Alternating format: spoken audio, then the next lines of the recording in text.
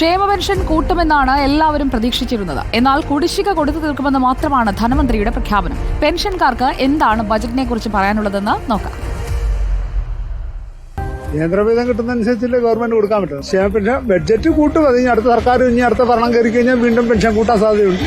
ഉള്ളത് കിട്ടിയ പോലെ ഒരു ഇപ്പോഴത്തെ അവസ്ഥയിൽ നമുക്ക് ഇപ്പൊ വാർദ്ധക്യമായിട്ടിരിക്കുമ്പോ വേറെ വരുമാനം ഇല്ലാത്തതുകൊണ്ട് ഒരു 100 കൂടുതൽ കിട്ടിയാൽ അത്രയും ആശ്വാസമാണ്. വർദ്ധിപ്പിക്കുന്നത് നല്ലതാണ്, ജനങ്ങൾക്ക് നല്ലതാണ്. വർദ്ധിപ്പിച്ചിട്ടില്ലെങ്കിൽ വർദ്ധിപ്പിച്ച് കിട്ടിയാൽ കൊള്ളാം, അത്രേ പറയാനുള്ളൂ. എന്നുവെച്ചാൽ ഇപ്പോഴത്തെ ജീവിത നിലവാരം കൊണ്ടുപോകണമെങ്കിൽ വർദ്ധിപ്പിച്ച് കൊടുത്തേ പറ്റുള്ളൂ. വർദ്ധിപ്പിക്കുമായിരുന്ന വലിയ ഉപകാരമായിരുന്നു. ഇത്തിരി ബുദ്ധിമുട്ട് കുറഞ്ഞു കിട്ടും. വർദ്ധിപ്പിക്കുമെന്ന് പറഞ്ഞ് 150 രൂപ മുതൽ 100 രൂപ മുതൽ 200 രൂപ വരെ വർദ്ധിപ്പിക്കുമെന്ന് പറഞ്ഞു. അത് 2025-26 ഇലക്ഷൻ വരുന്നതിന് മുമ്പ് 2500 രൂപ സർക്കാർ കൊടുത്തിരിക്കും. കൊടുത്തേ അവർ ഇറങ്ങത്തുള്ളൂ.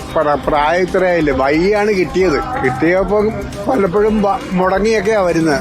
റെഗുലറായിട്ട് കിട്ടുന്നുമില്ല. ക്ഷേമ പെൻഷനൊക്കെ 1600 എന്നൊക്കെ പറയുമ്പോൾ നിസ്സാര സംഖ്യയാണ്. പറഞ്ഞിട്ടുണ്ടായിരുന്നല്ലോ വർദ്ധിപ്പിക്കുമെന്ന് പറഞ്ഞിട്ടുണ്ടായിരുന്നു. കുടിശ്ശിക തരുന്നത് അവിടെ നിൽക്കട്ടെ. ഈ എമൗണ്ട് വർദ്ധിപ്പിക്കുമെന്ന് പറഞ്ഞിരുന്നു, പക്ഷെ കൊടുത്തില്ല. അത് കൊടുക്കണമായിരുന്നു.